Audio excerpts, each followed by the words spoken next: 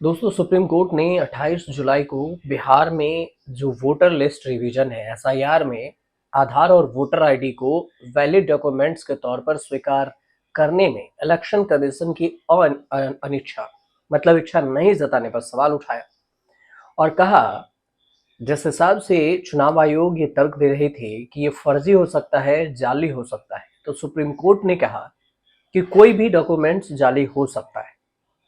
हालांकि कोर्ट ने एसआईआर पर फिलहाल रोक लगाने से इनकार कर दिया, जो कि विपक्ष में देखें तो यहाँ पर अभिषेक मनु सिंह भी कपिल सिब्बल ये मांग कर रहे थे। बार एंड बेंच की रिपोर्ट की अगर माने तो जस्टिस सूर्यकांत और जस्टिस जय माल्या बागची की बेंच ने कहा कि धरती पर किसी भी डॉक्यूमेंट्स का जाली बनाया जा सकता है। कोर्ट ने साफ तौर से कहा कि इन दो डॉक्यूमेंट्स को शामिल करें और कल आप न केवल आधार देखेंगे बल्कि 11 में से 11 जाली हो सकते हैं। यह एक अलग मुद्दा है और इसे बड़े पैमाने पर शामिल किया जाना चाहिए, तो कृपया करके आप आधार को भी इसमें शामिल कीजिए। चुनाव आयोग ने दलील क्या दिया था? तो चुनाव आयोग की तरफ से जो वरिष्ठ वकील हैं राकेश द्विवेदी वो पेश हुए। उन्होंने दलील में दी थी कि राशन कार्ड से जुड़ी बड़ी समस्याएं हैं। उन्होंने ये भी कहा कि ईपीआईसी यानी वोटर लिस्ट निर्णायक नहीं हो सकता। हालांकि अदालत ने उनके रुख पर सवाल उठाया। जस्टिस बागची ने टिप्पणी की और कहा कि आप कहते हैं कि एसआईआर अधिसूचना के अनुसार कोई भी दस्तावेज निर्णायक नहीं है। तो मान लीजिए कि कोई व्यक्ति आधार के साथ फॉर्म अपलोड करता है, तो आप उसे ड्राफ्ट में शामिल क्यों नहीं करेंगे? जस्टिस कांत ने कहा कि केवल वोटर आईडी आदि हो, किसी भी दस्तावेज के साथ जालसाजी की जा सकती है। तो क्या हम आधार और वोटर कार्ड के साथ आगे नहीं बढ़ सकते हैं? आगे बढ़े। अब याचिका में ये कहा गया था, जो एसोसिएशन फॉर डेमोक्रेटिक रिफॉर्म है, एडीआर है, उन्होंने अपनी याचिका में कहा था कि 24 जून 2025 से एसआईआर आदेश को यदि रद्द नहीं किया गया तो मनमाने ढंग से उचित प्रक्रिया के बिना लाखों नागरिकों को अपने प्रतिनिधियों को चुनने के अधिकार जो 324 है, राइट टू वोट, उससे वंचित रहना पड़ेगा। इससे देश में स्वतंत्र और निष्पक्ष चुनाव और लोकतंत्र बाधित हो सकता है, जो कि संविधान के मूल ढांचे का हिस्सा है। एडीआर ने बाद में ये पिटीशन लगाया था सुप्रीम कोर्ट में। एडीआर ने यह भी कहा था कि बिहार की वोटर लिस्ट से के विशेष गहन पुनरीक्षण में दस्तावेजों की लिस्ट के आधार पर राशन कार्ड और आधार कार्ड को बाहर रखा गया। ये बेतुका है चुनाव आयोग के फॉर्मूले। अब इसको वैलिड नहीं माना जाएगा और इसी पर सुप्रीम कोर्ट ने अपना पक्ष रखा कि आप इसको शामिल कीजिए।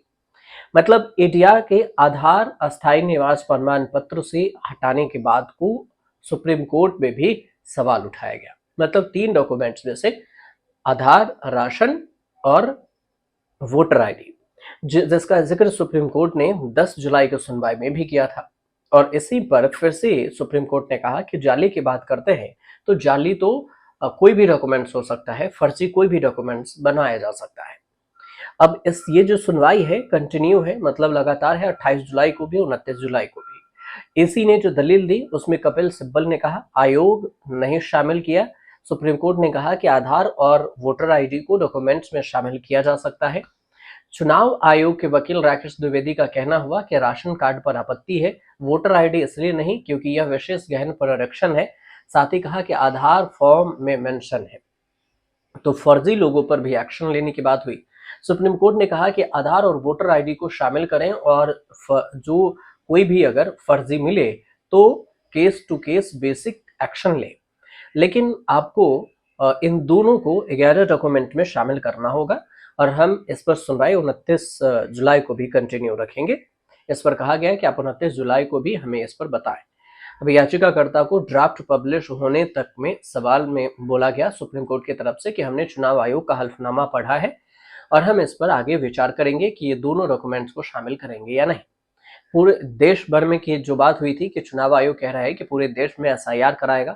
इस बीच में बिहार को लेकर कांग्रेस समेत अन्य विपक्षी दलों ने भी प्रेस कॉन्फ्रेंस किया था, चुनाव आयोग पर सवाल उठाए थे और इस बीच में जिस वोटर्स का नाम कटा है उस पर भी सवाल उठा कि इसका नाम कैसे कट गया, चुनाव आयोग ने कैसे काट दिया।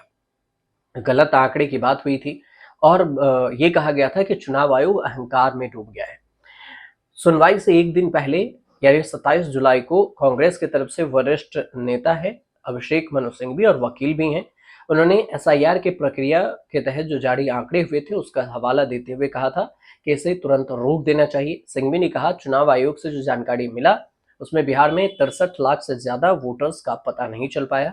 इसमें मृत वोटर्स भी हैं, अस्थायी रूप से बिहार छोड़कर चले गए वोटर्स भी हैं और अन्य कारण भी शामिल हैं। इसलिए इस प्रक्रिया को तुरंत रोका जाना चाहिए।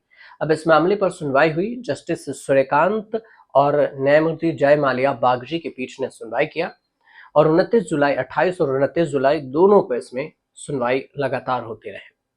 अब निर्णायक ढंग से नहीं पहुंचा गया है, दो डॉक्यूमेंट्स को शामिल करने की बात कही गई है, लेकिन फाइनल फैसला आने पर ही पता चलेगा कि इस दोनों में से स्वीकार चुनाव आयोग कौन सी करती है।